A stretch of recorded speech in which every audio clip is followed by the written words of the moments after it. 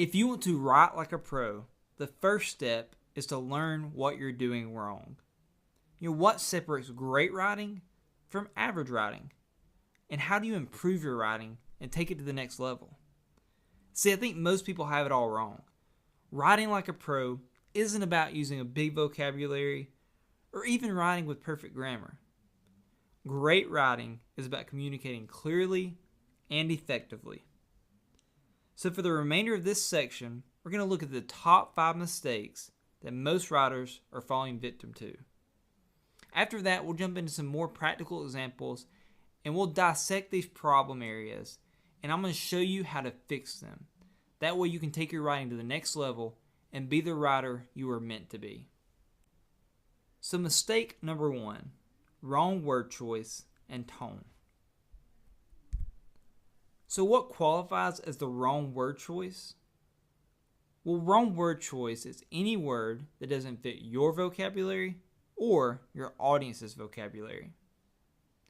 You have a certain set of vocabulary that you use. You may not be aware of it, but you have a set of vocabulary that fits your voice. It comes from the books you've read, the friends you have, the culture you live in. You have a vocabulary, and you should use it. That's what makes your writing your writing. Your audience also has a vocabulary. A lot of times it's aligned with yours. It may be very similar, but in some cases it's not. If you're a freelancer and you pick up a job that's an audience from maybe a different part of the country, a different part of the world, you need to learn what kind of vocabulary they use. And you must learn it. That way you can actually speak their language. You can actually connect with them at a greater level. That's why this is so important.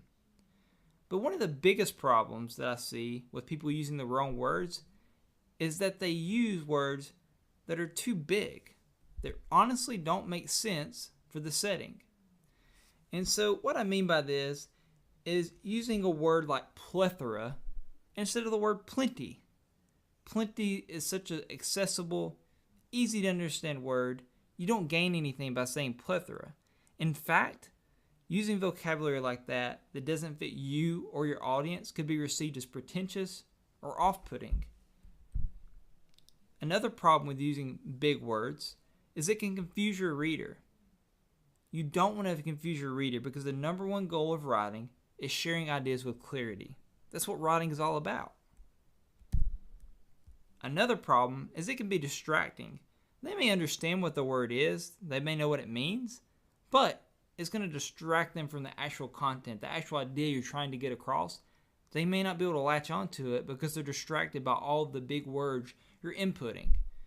Just use the words that you know, use the word that your audiences know, and you'll be all right. So, how can you know you and your audience's vocabulary? Well, your vocabulary should be dictated by 2 things. And did you guess it? Your vocabulary and your audience's vocabulary. You should probably know yours, hopefully know your audience's, but if you don't, spend some time thinking about it. What kind of words do you use? What kind of words do you often not use? The words that you wouldn't use in a conversation, you probably shouldn't put it in your writing.